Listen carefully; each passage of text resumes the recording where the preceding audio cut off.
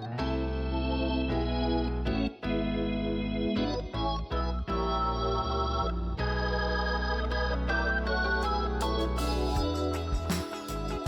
listening to the Church Members Podcast, and I'm your host, Jesse Bragg.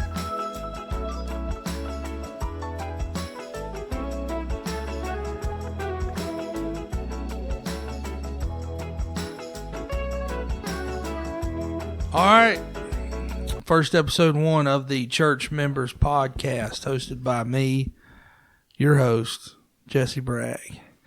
Have my special guest here with me today, Ricky Flowers. This is a test run podcast to test our sound and video. So we're just going to talk for a little bit and see how it looks, see how it goes. And so what we'll get into is the life and times of Ricky Flowers. That's not a very interesting subject. So what I want to know about Ricky Flowers is this. Would you just give us a little bit of your background testimony? How you got saved, where, maybe just give us a little history of between you and Grace Baptist Church, how you met your wife, maybe. Wow. Or do you, how about, you want to talk about some funny stuff first, or you want to get into that? No, we can get right into it. That's no problem with me. I don't mind a bit. So, actually, matter of fact, the way that we started coming to this church was my Uncle Eddie. He came. Right. I don't remember how he got invited, but he got invited. He got saved, and he was getting baptized, and he invited all of us to come watch him get baptized, and that's. So he started all this. Yeah, Eddie Lynn is. But not your grandpa. Nope. Just my uncle. Really? Yeah. He's the one that got us in it. He got here, got saved, and was getting baptized, and that's when we all came. And all right. And then after that, my mom started coming and bringing us, and my dad lagged behind for a little while, but then he came and he got saved. And when I first started coming, I was 9 years old, and 31 now. So all right, it's been a long time. Yeah. I haven't been here the whole time. Did a little stint up in North Dakota. Yeah, I've traveled for a while. Not jail time, but just... No. Work, just work. Right. When I first came, Brother Doug Cobb and Tommy Swanner were my Sunday school teachers upstairs in Kidsville, before it was Kidsville. And Jeremy Wallace actually led me to the Lord. Really? Mm-hmm. The first time in that closet up there for talking to people about getting saved. So it was Kidsville service, kind of like. Yeah. And he was in there working with the kids and led you to the Lord. Mm-hmm. And then how long after that did you meet Megan? Oh, we met right away. I mean, she was already here. Her family was just fell in love. Yeah, man. Well, I mean, kinda. She was a lot more into it than I was at the time. That's my own stupidity, Right. So you were just playing hard to get. I mean, stud that you are. Act like I was playing it off, but that wasn't the case. I was just a dummy. Right. But I wisened up. We're married now. It's doing good. So. Got a baby on the way. Yeah, I'll be here soon. Little girl. Gonna be here soon. I can say that now. Yeah, yeah. So, all right, get a little girl on the way. So Megan lost her brother 2 years ago. Yeah.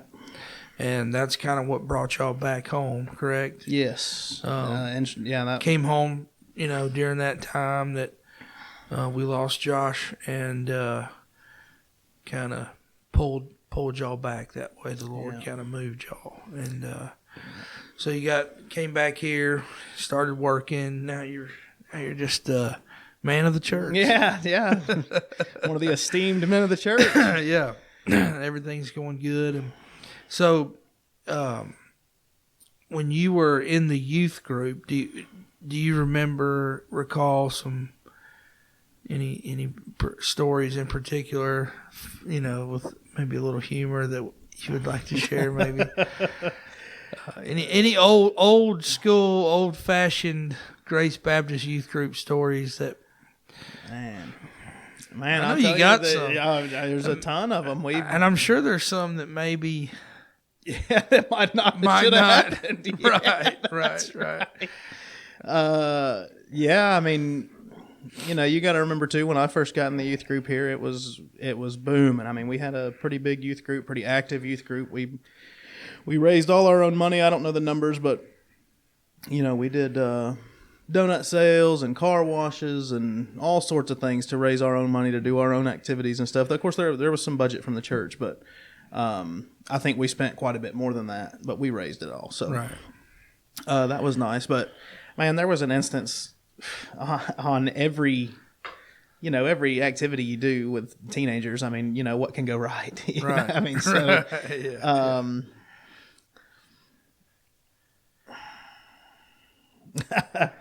I'm just going to say one of the funnest things that sticks out to me, one of the best times that we had was we went to West Virginia for a ski trip. And we were all going to go ice skating the night before, but there was we went to like this synthetic ice skating rink where There's no ice. But no, it's some kind of board. I don't know what kind of board it's it like, is. what's the ice hockey, the game you would play with the little paddle, The air hockey. Air hockey. Yeah. It's like that kind of. Yes, But hard as a rock. Yeah, and Yes. dude, we went and rented the ice skates, and it was terrible. They would barely slide on it. Yeah. We were all out there trying to ice skate and just taking steps. You're just like really just running with ice. yeah, skates. and like kids when they first start roller skating, how they're not really, the wheels ain't rolling. They're Right. just taking little bitty steps. Right. Yeah. Yeah. So we tried that for a while, and we got bored pretty quick, and then we found out that your shoes slide great on it. So, us being the teenagers that we were, we Right. decided to start. We took Brother Jeremy's hat, and it was the girls versus the guys, and it was basically who could keep control of the hat. Yeah. And I'll tell you, man, you don't know how hard a teenage girl can hit you until she's trying to get a hat from you. Yeah. Some bruisers, huh? Yeah, man, Yeah. it was bad. I mean, they would just come in full-fledged, boom, like tackle you. Yeah. We're sliding everywhere. I mean, it had to be the most dangerous thing in the world. Yeah, I'm sure. But, nothing bad ever came of it. What in your mind, as far as you can remember? So you were here, started here at 9. You're 31 now. You do the math on that. That's what, 19 years, 20? No, Yeah. is that right? We're done. It's here 22. at the Church Members Podcast. 22 years. So that long. What are some of the most influential days that you remember? Like, what do you remember? Some of the bigger days of being here and seeing maybe like a big special day where y'all had a certain amount of people come, or maybe like a big day where y'all maybe helped on the buses and had a big. Is there any big in your mind? Like, what are some of the big days that you remember here at Grace? Man, we used to have some big days. Like I know we called One Friend Day, and it's where we had a big push and get a lot of people here. But one of my favorite ones that stick out big time was we had a big I don't know how you'd say it, for lack of a better word, I guess like a Memorial Day. But it was we honored like all the veterans, all the firefighters and officers in the area. And man, it was really neat because they all came and we encouraged them to come in their uniforms, in their work uniforms and all. Yeah. And man, we had a huge day that day. We had dinner on the grounds and everything and fed them. But man, seeing all those police officers and those firefighters, that work in our communities here that we live, it was incredible to see. We even closed off a section. I mean, people could still sit there, but there were rows set aside for the servicemen and women. Right. Yeah. It was really, really a neat thing. I enjoyed seeing that. And then they had like all the veterans and everything. My papa was a veteran and all. They had them all stand up and recognize them. And That's cool. yeah, that was really we nice haven't thing. done one of those yet since I've been the pastor, but I plan on it. I want to do it. It's really cool. Yeah, I want to honor those guys and those men and women. So did you ever help out in Kidsville? Oh, yeah. So did you ever play the part of Cricket or Yes, what's I did. the other Cricket? Elmer. Elmer and Cricket. Yeah, Elmer was the big blue wide head guy, and Cricket was the green, yellow hair, I believe. Yeah. So you played one of the Oh, yeah, Elmer one of the and big Cricket. stuffed animals, I guess. The thing that people don't know about those suits is that, I mean, not so much in the cricket, it was the newer one, but that Elmer suit was dangerous. I mean, it had already got to the point where like inside the hood, you see all the mechanics and everything that run the mouth. Well, the mouth bar would like dig into your forehead. I mean, I've seen people bleeding when they took it off from it to get in their forehead. Yeah, okay. So there's a little bit of sacrifice that goes into playing the part for one of the kids. Yeah, it's all worth it though. They love it. Oh yeah. Well, we started this podcast to really just kind of my goal for the podcast was not just for our church. Now, obviously, I'm the pastor of Grace Baptist Church here in Bogart, Georgia, and we have members that I want to reach with this podcast that can help them go through any different scenarios. There are some people that I want to interview that I think it's going to help them, help others with maybe their life story. And so, but I didn't want it to just be limited to Grace Baptist Church. I want it to go as far as it can go. Yeah. Because I think there's a lot of people in our church community, people that we know, and there's churches all across the world that when you're a church member, a lot of us deal with the same issues. Even as a pastor, we deal with certain struggles. A lot of the same struggles. Trying to keep the finances up, trying to keep the membership up, trying to keep just a good atmosphere in your church and a good motivation and all those type things. And so, there's things that I can say that might help someone, or there's other people in our church that have dealt with certain things, such as, divorce or losing a child, or maybe growing up in a foster care system, or growing up and being adopted, or whatever the case may be, losing a loved one, even those that maybe have dealt with, going to war and coming back with PTSD, or just different things. People that have grown up in church their whole life and been that quote-unquote church kid, or being the preacher's kid, or being... So with all that being said, there are certain people I want to interview and talk to that I believe if other people hear their story and hear that they're still in it and they're not giving up and they're not quitting and they're still in the battle and they're just, sometimes they feel like maybe they're just a church member, Well, most church members go through a lot of the same struggles. Yeah. Even down to just having that personal devotion, reading their Bible, praying.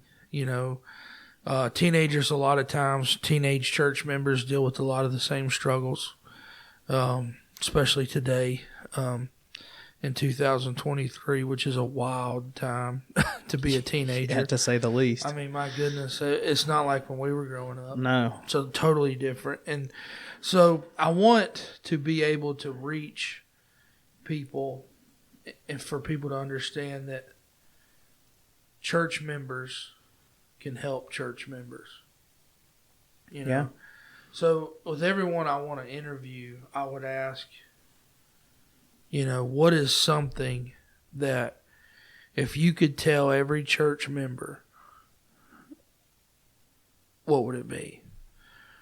If you yourself, looking back at your life as a church member from the age of 9, and you've been through some things. Uh-huh. You can open up as much as you want to. That's your, that's your call. But you can go into some of your story, which I know some. You've told me some. You've seen some things. You've even in your, short, 32's young. So even in your young life as a church member, you've seen a lot. You've experienced a lot. So what would be one thing that you would like to say to 9-year-old Ricky walking into a church for the first time, going to a Kidsville, going to this or that? What would be the one thing you would say to yourself now, looking back through all that you've been through? It'd be guard your heart, man. I mean, I'd like to preface it by saying, I grew up, when I got into church and my parents got into church, I had it easy. Both my parents were devoted to church, and we were at church every time the doors were open, and, I was the quote-unquote church kid, but I had big struggles. The thing that I struggled with the most was living it at school and living it in front of people that, at church it was easy, at home it's easy. That's right. But when you go to school, man, and and you've got those kids there that are your friends, and it's tough to maybe, because you kind of, in a way, it feels like you're outcasting yourself. It's not a popular thing to be a sold out, especially this day and time. Right.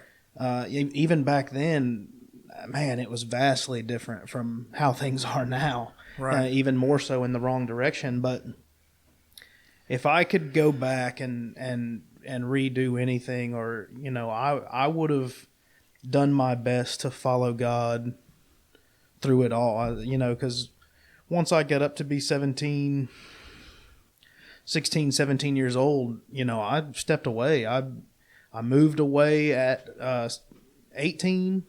I moved away from here, but I was already way out of church. I wasn't doing the right thing. I was letting I was letting my friends basically lead me, and and I didn't have the right kind of friends. And so if I had anything to say about someone, and let me keep going with, I'm still struggling.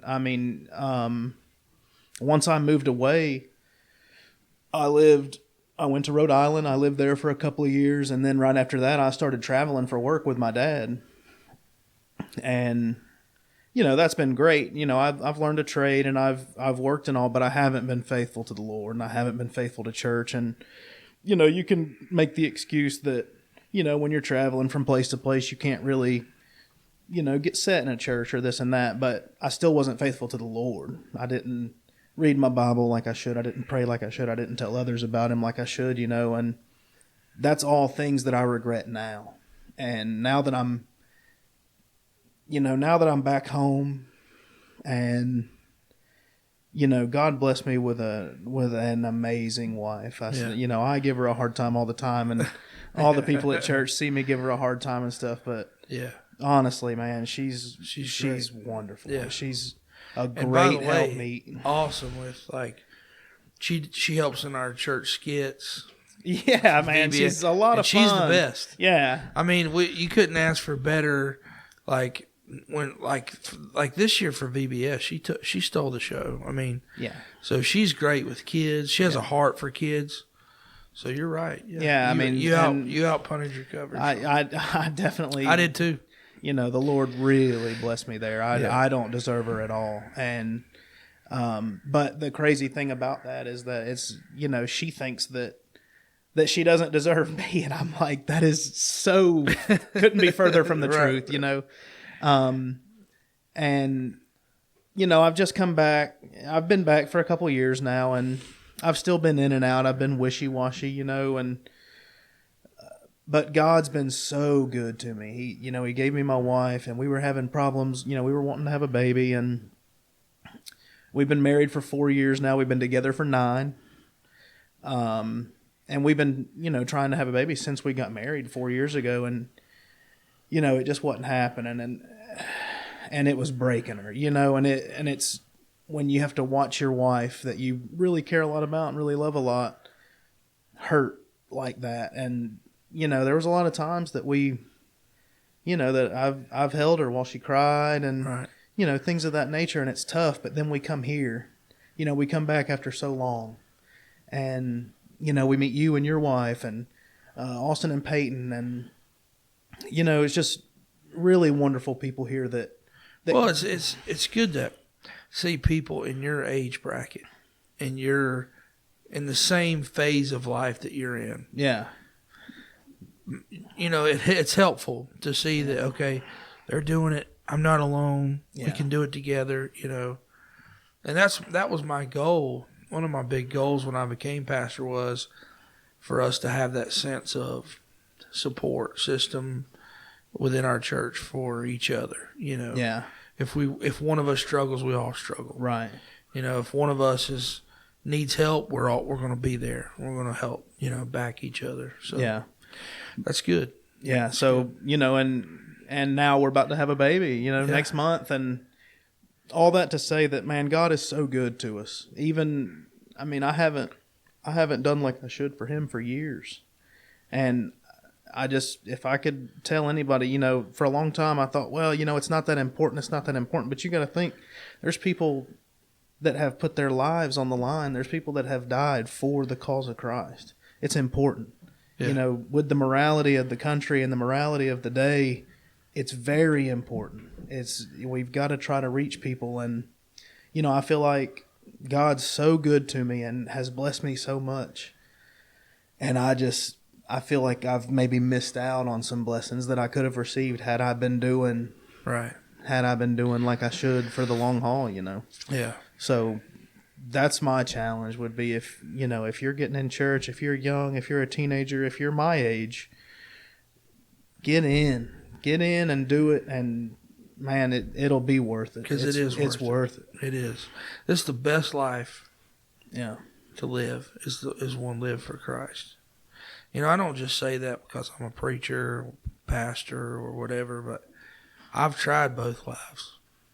I've been on the outside, you know, and I'm not talking about just as a saved person or a lost person. Even after I got saved, there was a short period of time, there was a couple periods of time where I fell out and quit, you know.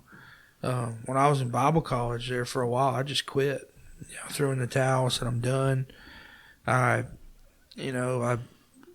even started back down that road of alcohol, and I was a God-called preacher in Bible college, you know, but I don't know, I just got my eyes off of the Lord and got my eyes on myself and what I wanted. Yeah. And I thought, you know, I'm just going to go do what I want to do. I'm tired of this trying to live for God, and man, how dumb. I mean, dumb. I feel the same way. It was just like, I feel the same way. It was just like, what were you thinking, you know? Because now looking back, after all that ended, I just see everything that I was missing out on, which was this life that I get to live for the Lord. And, you know, my family, my wife is great, my children, and I think about that time that I spent out there being an idiot. I could have been already on this journey that I'm on now. But, you know, not everybody's perfect, and we're all going to have our ups and downs and mistakes. That's right. Even quote unquote those ones that we consider the best, you know. Yeah. You know, I've had heroes of the faith that I've looked up to for years, preachers and pastors that were running well, and then all of a sudden, you know, there's just this catastrophic event in their life, or there's this one moment that caused them to fall. And, you know, I think, you know, I think of one in particular right now that, you know, I would never mention his name or even the situation or anything, but the day that I got the news that he had fallen, it was this huge, like there's no way that this guy fell like that.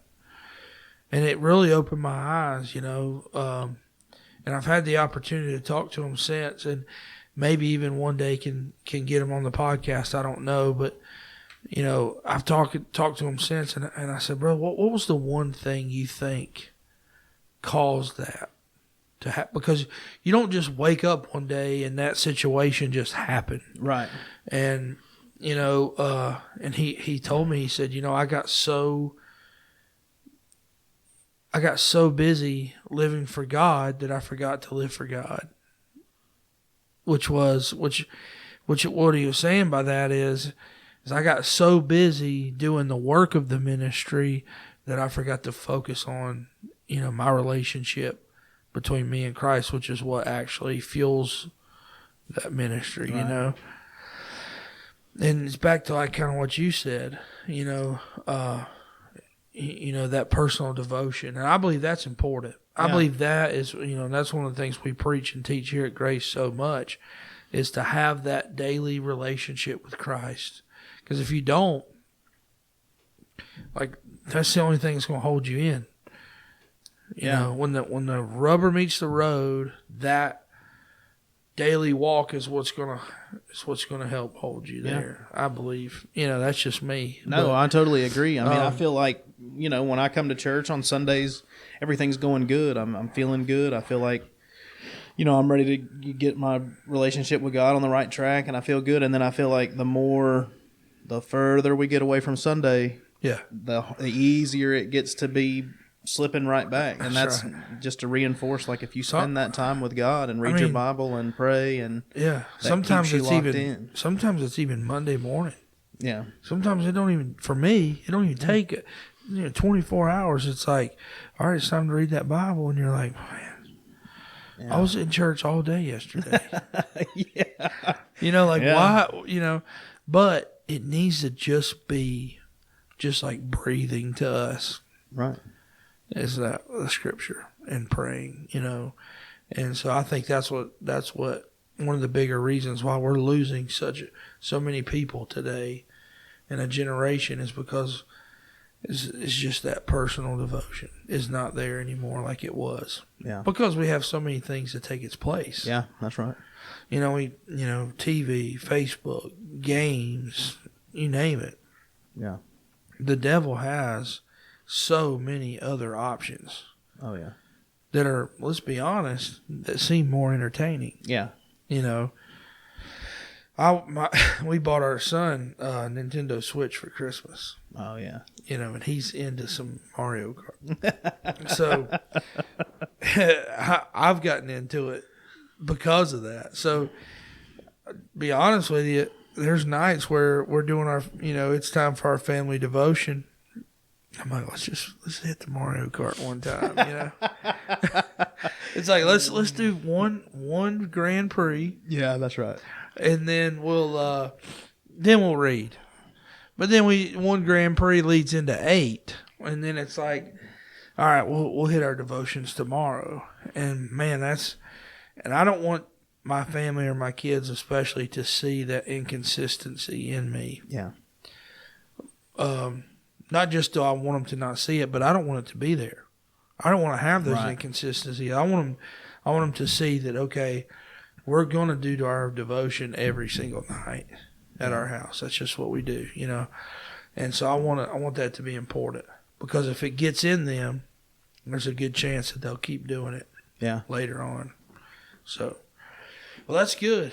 That's a good piece of advice for a young man. I hope it helps somebody. And I just want I want people to see that 31, 32-year-old young men can live for God in this generation, and not only just live for Him, but actually make a difference. Yeah. And stand and make a difference in this generation. So, well, I appreciate you coming on the podcast. I appreciate being here, man. And honestly, thought about this for a while. This is pretty it's cool. awesome, man. It's We're pretty here. cool. Yeah. We're here. We've been talking about it, and so honestly, I want you're probably be a regular on the show just because.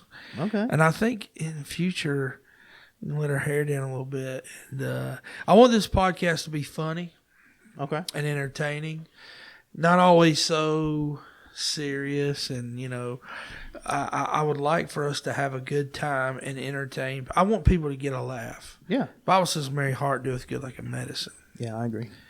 And I think that laughter and entertainment is good, and there's a lot of it out there the other way. And I think we could make some good Christian humor. And I'm not talking about telling Christian jokes. I'm talking about just people can see that we're real people and that we do laugh. Right. just because we're Christians doesn't mean that we're dried up, straight hateful laced old people. Yeah. You know? So let's. I want to talk a little bit about our memorabilia here. Oh man, National champs. It don't get any better than being a dog fan. I mean, there's just twice all there is to as it. nice as it says over there. Yeah, that's right. And I like this here. Practice what you post. That's a good one. It's pretty good. Because we have so many people who are Facebook saints. Yeah. You know what I mean? They'll post a picture of them at sunrise with their Bible and their coffee and everything, but is that really you? Let's be honest. I don't know. Probably not. No, I'm at work before the sun rises. Yeah. So we got a old Grace Baptist Church sign that we accumulated. I remember when those were new, man. Yeah, it looks pretty old. So we had one of our young men hunt that down for us and get that for us. Small little case knife collection that I've got going here. 1980s national champs from the. Now that was long before I was ever born, and long before I was ever a Georgia. I was a dog fan. So a lot of my people that are going to watch this are going to think, man, I thought you were a Mountaineers fan, and by the Mountaineers I mean West Virginia. Yeah, we know what you're talking about. And lifelong West Virginia Mountaineers fan I have been, but when I moved to Georgia, I was still a Mountaineer fan for years. And so my wife, several years ago, she's like, look, you're a Georgian now at this point. You've lived here for, 10 years. And so, over 10 years. And so she's like, you got to choose. You've got to pick. And then especially when I became pastor just outside of Athens here, it's like you got to choose, and you cannot choose Georgia Tech. No, obviously, I definitely for a wouldn't have voted number of for reasons. And so, I'm totally kidding. So Kinda. one day, several years ago, about 3 years, I'd say 3, maybe 4 years ago, before the season started, I did this on purpose. Because I didn't know what kind of year we were going to have. That's right. So before the season started, so I was not accused of being a bandwagon fan. Before the season started, I got on Facebook. I said, it's official. I have chosen the Georgia Bulldogs as my new college football team. I will support them and I will follow them. They are now my college team. And then I wanted to do that before the season started. Not right. No, that way nobody can accuse. And I believe that year we had a terrible year. The year that I did that. And so, but since then, we've had 2 great years. And last year I actually got to be there at the national championship game, Man. which was a cool story. My first Georgia football game ever attending was in Indianapolis at Lucas Oil Stadium. Yeah, from a lifelong Georgia fan that's lived through the heartache, man, I envy you. Yeah. Brother Eddie, which is your father-in-law, called me and said, essentially, get dressed, get your shoes on. We're going to Indiana. That morning. And so we got in the car and drove straight to Indiana, drove straight to the stadium, stopped for gas one time, went in, watched the game, rooted our boys on, and Keely Ringo caught the pick 6, and it was over. Incredible. And he ran it back. And so that solidified my love for the Georgia Bulldogs. How could you not after that? Yeah, big Jordan Davis. Yeah, that's like my little cousin. He just started getting into football. Yeah. Last year was his first year. And how old is he? Oh no, you asked me that. I don't know for sure. Give 13? me a range. Okay, teenager. 13, teenager. yeah. Oh, okay. 13, 14, somewhere in there. Is this Trey? This is Trey. Yeah. He he just got into football last year, but man, he's into it. I mean, he can tell you anything and everything. Bo. Pro, college. Well, we don't watch much NFL, but that's my son, is so into Georgia football. And actually, this is Brock Bowers' signature. Oh yeah, I forgot you got to do that too. So we got to go do that, and so Bo got a signature, I got one, and we actually got another. Reese got one too. So what it is my son just fell in love with the dogs. You're raising him right, man. I'm glad. And he has jumped off, and he knows all the players. And after the national championship game, when they pulled Stetson Bennett off the field, which is his favorite dog, we've talked about that. But I'm like, son, it's Brock Bowers, Yeah. Darnell Washington, Marsh, anyway, he just he loves Stetson, and so after the game, my son cried because it was Stetson's last game. Yeah, and he was sitting on the couch wiping tears for that. So man, what a way to go out! He's a true dog. I mean, yeah, that's all he's ever known. 65-7. It was, yeah. It's a slobber knocker right there. Yeah. And then, so we love the dogs, and we're right here outside of Athens, probably 20 minutes, and we love deer hunting. We love to kill deer. We've never killed any of that caliber. At least I haven't. I'm not patient enough. No, if it's brown, it's down. That's right. You can't eat the horns. I've killed them with milk on their mouth. Yeah, me too. With spots. Hey, man, freezer was empty. You know what? Freezer was empty. Like you said, you can't eat the antlers. We do a little duck hunting.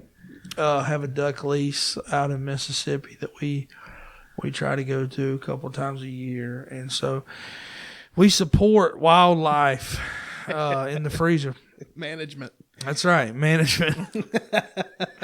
Yeah. So, a little about our church. You do know a lot more history behind our church than I do. Brother Ed Strickland, born and raised in South Georgia. He'll be on our podcast one of these days. We'll get him on here. Oh, yeah, that'll be a fun one. And I want you to be here for that. That'll be a fun one. So that you and I can just get him going. And if you don't know Ed Strickland out there in the universe, you'll get to know him. And it's a joy. It may go viral. It's a joy. One of his videos did go viral. Nuh-uh. Yeah, it's a TikTok video. I didn't even know about that. That his grandson, Kaysen, took of him watching the Georgia game. I want to say it was a national championship, but he was losing his mind. Man, they go crazy. And it went viral on TikTok. I'm talking like, I don't know, maybe like 1 million views or something like that. It was nuts. And so we're going to have him on here one day. But anyway, he started the church about 25 years ago this year. And he's your father-in-law's brother. Yeah, my uncle-in-law. Ed and Eddie. Mm-hmm. Which is always entertaining to people that don't know. That's right. And Brother Ed is he retired 2 years ago, stepped down as the senior pastor, became our pastor emeritus, and he has since embarked on his own ministry, helping young or maybe an older church planners. Yep. And he's doing a great job out there doing that. And, those guys need some encouragement. And so he'll just go and spend some time with them. Spend a Sunday with them. Just try to be a blessing to them. And, as a pastor, if you're a church planter of a small church or something like that, and we're small, I guess you could say, it's good to just have someone there to just say, man. Yeah, that's right. Just to be a blessing, encouragement to you for a day. That's about all you can handle with Brother Ed is a day. I'm telling you, man, he's something else. He is something. For anybody that's seen that viral video, he's not putting on either. That's real him. Deal. That's him, and that's how they are during the games. Yeah, and he's a blessing, man. He's got a heart as big as the world. Loves people, cares about people, and but anyway, he started the church and started at. He called me the other night. I was driving to our duck camp in Mississippi, and he talked to me for 2 hours, and I don't think he took a breath. Wow, which was cool because he was giving me the whole history. I mean, he started back when we started at Timothy Road Elementary School. Told me how that they didn't really want us there, kind of made it sort of difficult, but the Lord just opened the doors for us to start there. And then they moved to the Seventh-day Adventist Church. And then I want to say from there, we came here. I think so. Began building here. When me and my family started coming here, we were already here. Okay. So I didn't get to be part of the school and the Seventh-day Adventist Church, but yeah. So I'll have him on to tell that story one day, but it's a pretty good story. And so we're here now, and we're still, the recession hit in 2008, which we have a big gym that's in Sunday school annex. It's not finished. It kind of got halted during that time. Right. And but we still have a lot of room that we're here in the church. I mean, the church building itself to me is a big church. I mean, it is. I didn't grow up in a church this big. It's a good sized church. Or at least I wasn't, the church that I was saved in was not this big. But later on in life, I ended up at New Manna Baptist Church in Marion, and it's a pretty good sized church. Yeah, it's a wonderful church. It's bigger than, Yeah, it's pretty as good far size. as actual square footage. Yeah. But we have a good place, a good church, good we people. Had a good day today, and You're getting better. Getting better. more. Good, It's growing. Yeah, it's growing, and so Got a lot of good folks here. I don't know when this will air or go out on the line. Is that right, Patrick? Is that proper to say on the line? You guys can't see, but we have a crew of guys that are helping us, and that's Patrick, Tomlin, and Neil. Yeah, Neil. Do you have a last name, Neil? We don't talk about it. Streetman. Is that it? Yeah, that's right.